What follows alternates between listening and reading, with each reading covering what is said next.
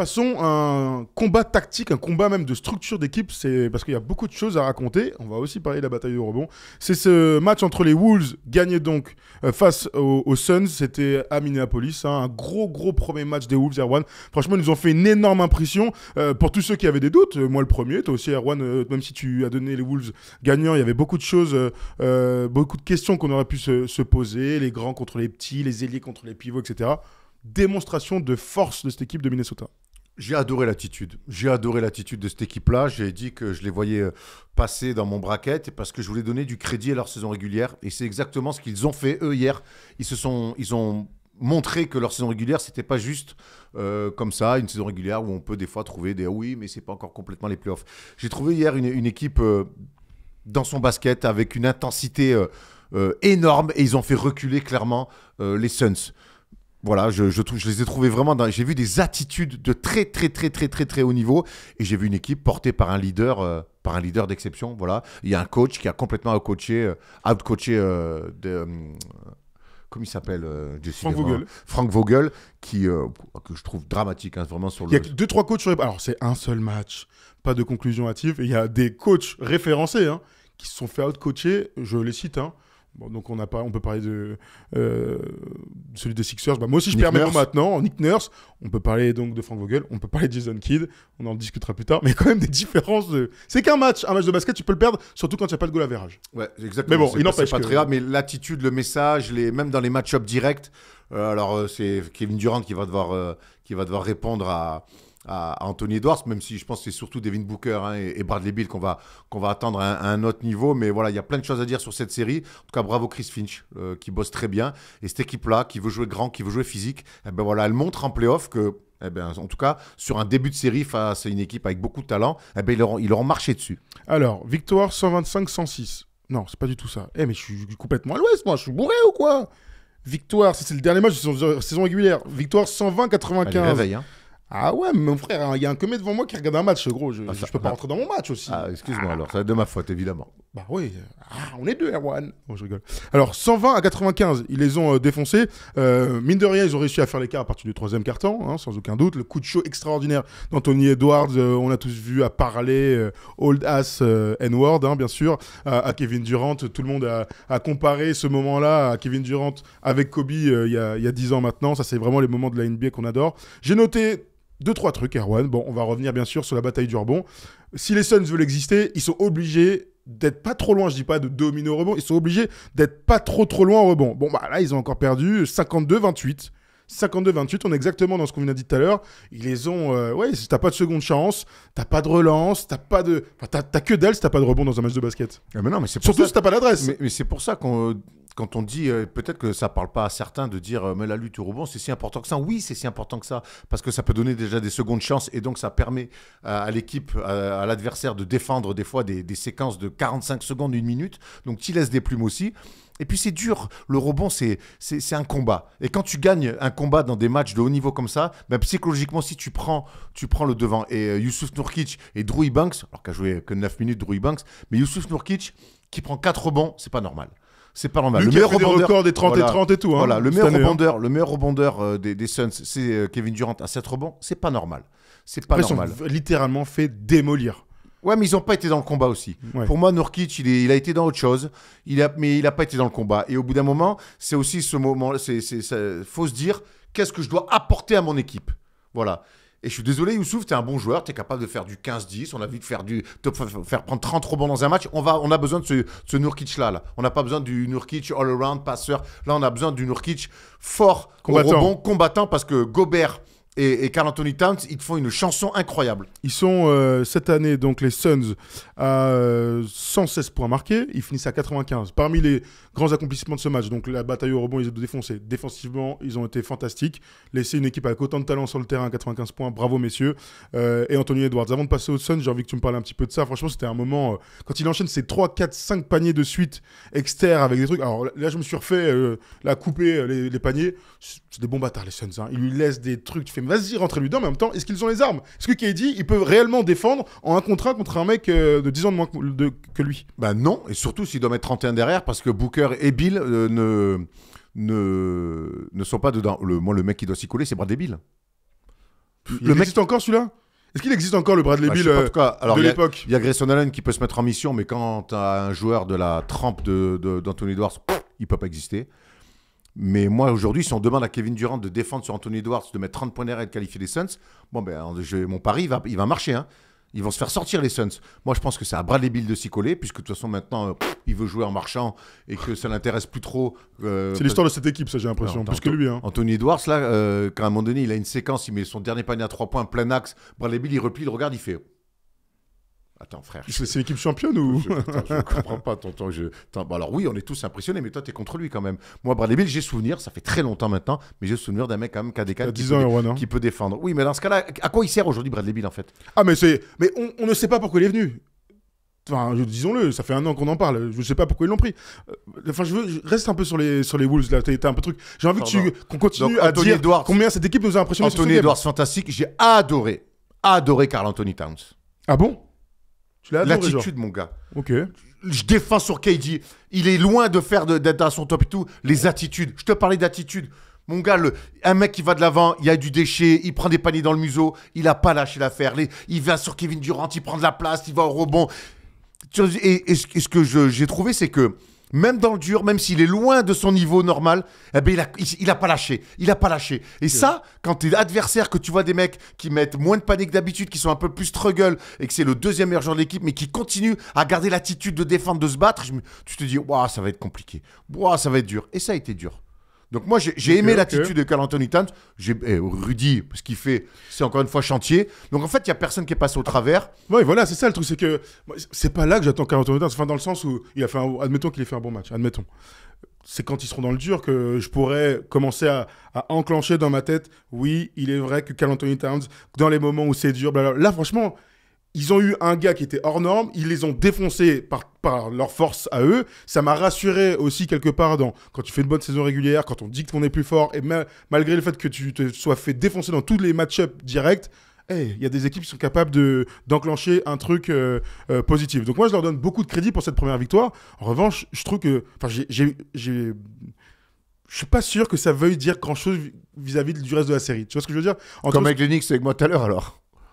Ouais, les Knicks, moi j'ai vu, j'ai vu sur deux. Encore une fois, moi je te parle d'attitude. Moi j'ai vu tous les mecs aussi coller McDaniels, tous les écrans les écrans de retard, les réductions de distance. Ils mettent une lutte, un combat de tous les instants. Michael Nice qui fait.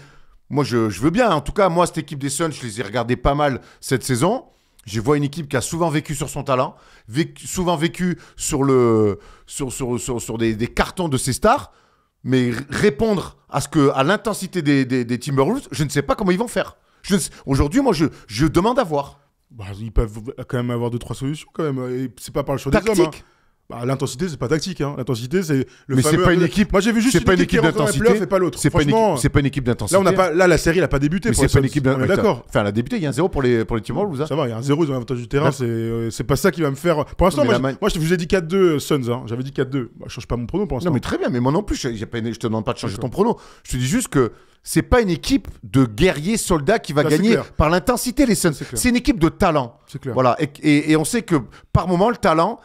Bah, par rapport à une intensité où tu as 12 mecs en face qui mettent une intensité, et en plus, bon, ils ont énormément mis dedans, hein, Nasri, tout ça. Ils ont fait un grand match de basket, je leur donne du crédit pour ça. Mais il faut en faire 3 autres comme ça maintenant. Ouais, mais moi, j'ai hâte de voir d'ailleurs. J'ai hâte de voir d'aller dans une salle incroyable parce que Minnesota est une vraie ville de basket avec un public fantastique, une salle bouillante. J'ai envie de voir si les Suns.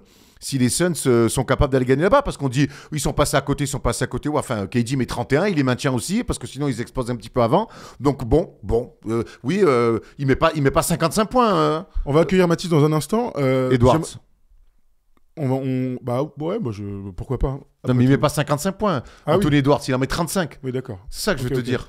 Parlons un petit peu, même si on en a beaucoup parlé. Voilà comment je vois les choses, Erwan. On a dit toute l'année, les Suns ne pourront pas gagner sans meneur de jeu. Je vois le match d'hier, j'ai vu une équipe dont j'ai l'impression qu'elle s'est formée il y a 3 semaines et qui sont dans une ligue d'été en train de mettre des choses en place. Ils ne mettent rien en place, du coup. Ils n'ont pas de meneur de jeu. Et bien sûr qu'on va tomber sur Devin Booker, j'ai aucun problème à ça. Il fait un mauvais match. Bah oui.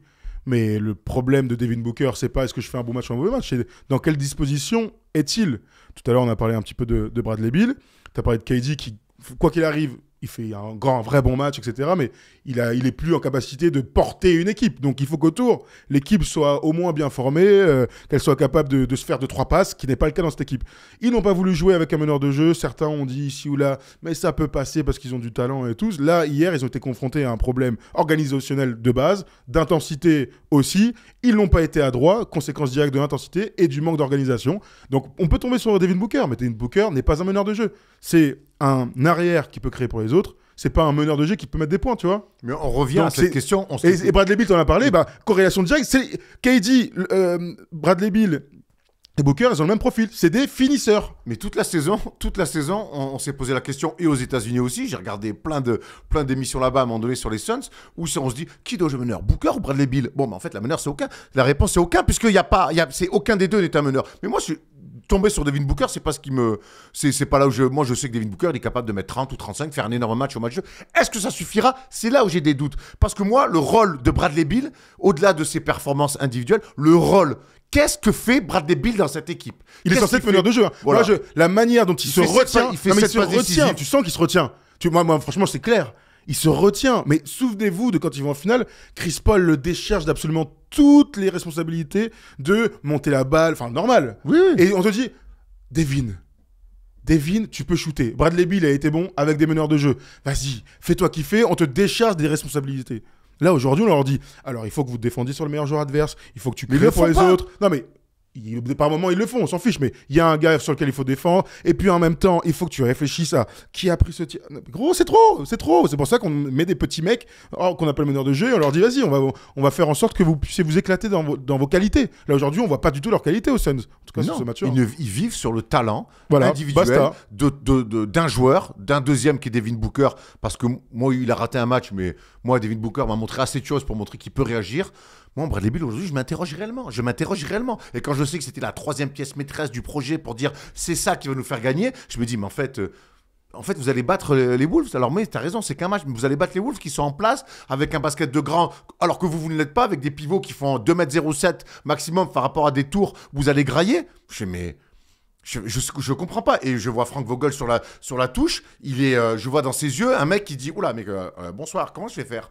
Ils n'ont pas de solution. La seule solution, c'est que Kevin Durant tourne à 45 points par match. J'ai des doutes. L'année dernière, KD et Booker étaient à 35 points par match. Et ça n'avait pas suffi. Ça n'avait pas suffi. On va regarder les cotes chez Winamax. Et ensuite, il y a Mathis qui va nous rejoindre et on va pouvoir se projeter sur le match 2 parce qu'on a parlé longuement de ce match. Les Wolves, forcément, à domicile, sont grands favoris, 1,64. Les Suns sont à 2,20. Avant que tu me dises ton avis, on prendra le temps, etc. Anthony Edwards, Kevin Durant, ils sont à 2,75 chacun pour savoir qui est le meilleur marqueur, qui sera le meilleur marqueur de ce match 2. Bon, avant de répondre à toutes ces questions intéressantes, comme toujours, vous savez, Winamax est notre partenaire et que si vous voulez nous rejoindre, ça se passe avec le code FT10. Tu le sais, nous sommes soutenus par Winamax, donc viens jouer avec nous sur tes sports préférés. Si tu aimes le basket américain et même tous les autres baskets, eh bien ça se passe chez les copains de Winamax. En collaboration avec Wina, nous avons cette offre de bienvenue avec le code FT10 et le lien en description. Lors de ton premier dépôt, tu es automatiquement remboursé jusqu'à hauteur de 100 € et on t'ajoute même 10 balles en bonus. Important, le jeu est strictement interdit aux mineurs et peut comporter des risques, donc on ne joue que des sommes que nous sommes prêts à perdre. Voilà, Winamax, vous nous rejoignez quand vous voulez. On va accueillir tout de suite Mathis qui nous a appelé via Discord et vous pouvez nous appeler, bien sûr, comme tous les lundis, pour discuter avec nous. Salut Mathis. Salut, ça va? Tu vas bien? Ouais, ça va et vous? Ouais, impeccable. Allez, viens, on rentre tout de suite dans l'histoire. On a beaucoup parlé du match 1. J'ai envie qu'on se projette maintenant sur le match 2. Dis-moi ce que doivent faire les Suns pour, avec ce qu'on a vu jusqu'à présent, pour essayer d'aller gagner ce match 2.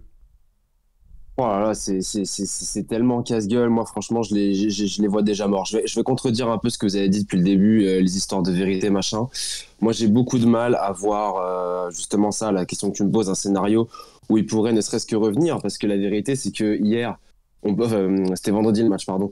On peut pas, pour moi, décolérer le match qu'ils ont fait par rapport à la saison qu'ils ont faite. C'est-à-dire une saison où ils ont rien foutu, où ils ont rien construit, où ils ont rien mis en place. Et ça s'est vu, voilà, ils n'ont pas existé.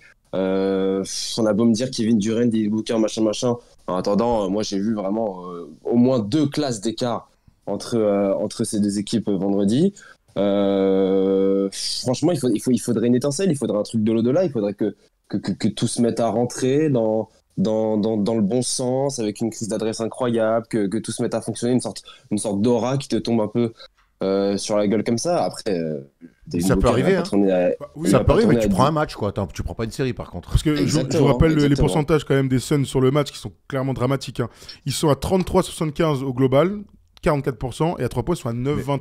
Tu peux pas gagner un match en étant autant dominé. Thomas, tu connais ma tu connais ma théorie aussi. C'est pas, ils font pas de 9-28 sur des tirs grands ouverts.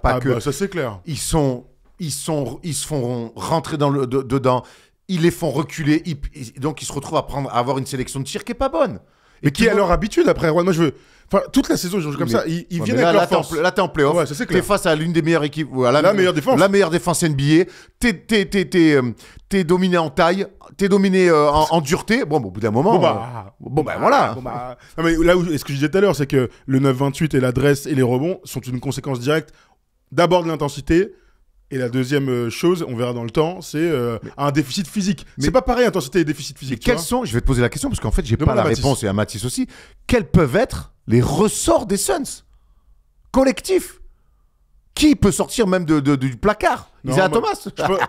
On l'a vu jouer déjà. Mathis tente d'y répondre. Moi, j'ai une réponse. Non, j'ai pas de réponse malheureusement, mais j'ai un début d'idée. Que peuvent sortir les Suns? Moi, pareil, j'ai pas trop de réponses. C'est à peu près la même question que tu me posais, Thomas. Moi, comment dirais-je? Ce qui m'inquiète côté Suns, c'est que j'ai l'impression que déjà défensivement, ils pouvaient arrêter personne. En fait, tout a été compliqué côté Suns, et de l'autre côté, les Wolves, ils ont déroulé. Et j'ai du mal à me dire comment les Suns ils peuvent inverser la tendance. Le truc avec les Suns, c'est que côté défense, ils ont des mecs, genre Kevin Durant, David Booker, on va dire, ouais, c'est pas des défenseurs, machin, c'est des mecs capables. Ok, mais en attendant, moi, j'aurais quand même eu envie de voir dans cette équipe des Suns une sorte de mec attitré, une sorte de mec chien de la casse, que les Wolves, ils ont avec un Jaden McDaniels, par exemple. Moi, j'ai vraiment aucun secteur où je vois Phoenix être devant. Bah, si, peut-être les meilleurs scoreurs. En fait, le truc, c'est que les Suns, ils peuvent avoir genre les 2 meilleurs scores du match, mais ils peuvent les perdre à chaque fois. Comme l'année dernière, ça montre qu'ils n'ont rien appris. Ça se tient. Je crois quand même que le visage qu'on a vu sur le match 1 des Suns, ça représente pas la valeur de cette équipe. Alors, ça peut représenter l'écart qu'il y a avec les Wolves, on peut en discuter, encore que. Quand je vois une équipe, donc KD a fait un super match, il n'y a pas de doute. 31 points, il est à 11 sur 17, bon. Bravo, c'est pas là-dessus que tu vas changer quelque chose. Mais lorsque je vois Nurkic, t'en as parlé, quand je vois Booker, quand je vois Grayson Allen, qui est à 4 points, à 0 sur 3 au tir, alors que c'est le meilleur shooter de la NBA cette saison, quand je vois Bradley Beal, on en a parlé avec ses 15 points, mais pareil pour le banc, Eric Gordon, il fait un match, gros, mais moi c'est pas pire. Il y a que Royce O'Neal qui a été digne. En revanche, de l'autre côté, et c'est ce qu'on dit depuis tout à l'heure, ils ont tous été parfaits, à l'image de leur banc. Naz Reid, il est à 12 points, et Alexander Walker, qui est un joueur qu'on adore de toute manière encore plus depuis la Coupe du Monde avec le Canada, il est à 18 points, à plus 28 de post-manus. Naz Reid, il a plus 22. Donc, ce que je veux dire, c'est que le match, il est tellement allé dans leur sens. Il est tellement allé dans le sens des Wolves pour des raisons évidentes, et on le dit, que j'ai du mal à imaginer les Suns faire un match de moins que rien une deuxième fois de suite. Ou 4-3 fois de suite. Et c'est pas ce que je dis, et je pense que c'est pas ce que dit Mathis non plus. Je te dis pas qu'ils vont prendre 4 fois moins 25, je te dis pas qu'ils vont se faire sweeper. Mais moi, ça conforte l'idée que sur une série où, quelque part, les certitudes sur une série, gagner 4 matchs, en fait, on se rend pas compte parce que c'est pas trop notre culture. Il y a en France, c'est 3 ou en Euroleague aussi 3. Gagner 4 matchs, c'est long, tu vois, il y a un truc. Ça dure 3. Voilà, tu joues 2 semaines, t'as joué 3 matchs, quoi. Ouais, t'as raison. Psychologiquement, c'est dur, tu vois, de rejouer les mêmes. Donc, c'est pour ça qu'avoir des certitudes, c'est quelque chose qui compte énormément dans des séries longues comme ça, au meilleur des 7. Et moi, sur là-dessus, je te dis donc peut-être qu'ils peuvent en prendre un Phoenix, peut-être qu'ils peuvent en prendre 2. Mais s'ils prennent le match 2, ça change tout. Enfin, là, tu dis ça comme, tu vois, comme si tu avais la big picture, tu disais, bon, bah à la fin, si on en a pris 2, ok, mais si tu prends le match 2, la pression, elle change tellement d'épaule que. Non, mais c'est ça que je veux dire. Est-ce que ça veut dire qu'ils vont prendre les 2 chez eux aussi après? Non, sûrement pas. Mais en tout cas, tu te mets dans un autre état d'esprit. On a très peu parlé de tactique, je trouve, aujourd'hui. J'ai quand même un truc. On parle des Suns, donc c'est normal. Ouais, c'est vrai. C'est vrai, t'as raison. Mais on a vu Rudy Gobert, donc défendre très, très souvent sur des petits. Et il a fait les efforts. Hein. Mais comme toujours, Rudy, ça fait 5 ans que c'est devenu un bon défenseur sur les switches. Ça fait quelques temps déjà qu'il est capable de tenir des mecs, qu'il est assez vif pour rattraper son retard et au moins gêner si ce n'est contrer. Il est là, de toute façon, le truc des Suns, c'est qu'ils doivent absolument, au vu de leur équipe, chercher le meilleur mismatch et les jouer, et de préférence que ce soit avec KD. Même ça, ils n'ont pas réussi vraiment à le faire. Mais ils doivent punir sur les 1 contre 1. Mais non, mais vraiment, tu sais, c'est comme ça qu'elle est équipée et construite, cette équipe. Moi, j'ai pas de problème avec ce côté de jouer les mismatchs, mais il faut les amener. Il faut qu'il y ait 3 passes, il faut que tu bosses 15 secondes. 2 passes à 3, c'est pas possible. Voilà. Le problème des Suns, c'est que les mismatchs, ils vont les jouer au bout de 8 secondes et que c'est mal amené. Encore une fois, j'en reviens à la sélection de tirs, aux situations que tu arrives à te créer par de la passe, par du mouvement. Tout ça, pour moi, j'ai trouvé ça très statique. Et c'est peut-être pour ça aussi qu'il y a eu de la maladresse. Mais tu as raison, ils passent au travers au niveau de l'adresse. Ils le feront peut-être pas à tous les matchs, mais j'ai trouvé malgré tout ça très statique, très amorphe, sans âme. Mais c'est pas la première fois qu'on voit les Suns comme ça. La clé, c'est Nurkic. S'il est agressif, ça change tout, nous dit Ben. Il fait trop de passes. Souvent, Rudy monte haut sur les pick and roll. Il faut servir Nurkic et ensuite qu'il soit agressif. Mathis, pas mal ça, tactiquement, pourquoi pas. C'est tout simple, mais au moins, il y a un truc. Ouais, pourquoi pas, mais Nurkic c'est bien, mais en attendant, Nurkic il a entre guillemets un duel avec Gobert. Moi je trouve qu'au global, les Suns ils doivent impliquer plus que 3 gars. Les Wolves ils ont été impactants jusqu'au 8e, 9e gars. Bon, tu l'as fait tout à l'heure, le box score, mais même un McConley, je crois qu'il met que 4 points. Il a eu son rôle, il a apporté sa pierre à l'édifice. Jaden McDaniels, en sortie de banc, il y avait Nasrid, etc. Là, les Suns, tu retiens Kevin Durant, Devin Booker, Royce O'Neal. Ok, il n'y a pas de meneur, mais pour moi, ils ont quand même du matériel. Josh Okogie, on l'avait vu quand même sur des bonnes séquences la saison. Bon, bah là, Tonton, on l'a pas vu. Hein, il fait 1 sur 3, je crois, mais non, il joue que 2 minutes. Grayson Allen, tu l'as dit, 0 sur 4. Donc, au bout d'un moment, il va falloir que ça passe par une sorte d'esprit collectif, d'unité collective, parce qu'en fait, ils vont vraiment pas exister. Mathis, d'où ils peuvent s'inventer une unité collective? Moi, cette année, en fait, ils ont eu des bonnes périodes. Cette année, ils ont eu des bons passages sur du talent. Quand Devin Booker met 35, 40, que derrière Durant en met 30 aussi, on dit ah ouais, c'est pas mal. Et oui, Nurkic sort 30 rebonds. Chaque fois qu'on a parlé des Suns cette année, c'est pour des séries de victoires, mais c'était surtout pour des perfs individuels. Elle est construite comme ça, l'équipe. Ils gagneront, perdront, comme ça. On le sait. Ouais, qu'ils fassent tous des perfs individuels en attendant, mais ils vont pas s'inventer une harmonie, je suis d'accord, mais ils vont pas non plus s'inventer 50 points, 100 points émis que par 2 joueurs et gagner des matchs, tu vois ce que je veux dire. Ça, je vois tout à fait ce que tu veux dire. Il a disparu. Non, je crois qu'il a fini. Non, je suis là. Très bien. C'est le métier qui rentre, ça. Match 2, mardi soir, 1h30. Match 2. Je vous donne ce que le sondage a donné sur YouTube. 77%, les Wolves gagnent ce match 2. Et 82% sur Twitch. Mathis, qui gagne le match 2? Moi, je vais rester sur les Wolves. Hein. Ce serait dommage de dire l'inverse. Il y a One Wolves aussi. Ouais, après ce que je viens de dire. Et puis, je suis curieux de voir aussi dans le match de l'attitude. Les attitudes côté Suns, les attitudes Kevin Durant. Ils vont faire un gros match, non? Kevin Durant est un joueur exceptionnel. Après, c'est là aussi, impossible qu'il fasse un vieux dans match. Le malus, quand tu es bousculé comme ça, aussi dans le leadership, dans ce qu'il peut, comment il peut emmener les gens avec lui. Kevin Durant, il mettra toujours 30 points, il est trop fort, il est trop beau, il est trop élégant. Est-ce que maintenant, tu vas être capable d'avoir le bon discours, d'emmener les gens avec toi, d'être exemplaire, mais pour le collectif? Ça aussi, c'est des bonnes questions qu'on a envie de se poser avec Kevin Durant. On sait que non. Ça fait longtemps. Depuis les Warriors où il s'était fait lui emmener par le collectif, on l'a plus trop vu. Il a vu quand même on n'oublie pas run avec le Nets, avec les Nets face aux Bucks. Il avait été quand même. On disait qu'ici, ils auraient pu être champions. Ils auraient pu être champions. Certainement, il aurait été. Mais en tout cas. Si, évidemment. Il y a quelqu'un qui a. Je voudrais même finir sur ce commentaire quand même exceptionnel. À chaque fois qu'Erwan a des certitudes comme ça, l'équipe dont il parle perd le match 2. Je sais pas de quoi il parle en fait, mais on verra. Mais sors-moi des stats par contre, frérot, si tu veux. 86% m'attaquer à la gorge. On verra en tout cas. Moi, j'ai envie de te dire que je ne peux pas imaginer un deuxième match aussi cata des Suns. Je suis pas loin de mettre 10 balles dessus. C'est demain soir. Je vous en reparlerai sur les réseaux si j'ai mis 10 balles. Merci Mathis de nous avoir appelé. En tout cas, le combat, ça doit commencer avant tout par le combat. Tout à fait. Parce qu'en face, c'est une équipe de loupards. Hein. Tout à fait. Merci Mathis de nous avoir appelé. Merci les gars, bonne soirée. Salut Mathis, le sang. Toujours. Voilà, vous nous dites, vous regardez cette vidéo sûrement sur YouTube et nous sommes mardi, le match est donc ce soir, dites-nous dans les commentaires qui est-ce que vous imaginez donc gagner ce match 2 avant d'aller à Phoenix.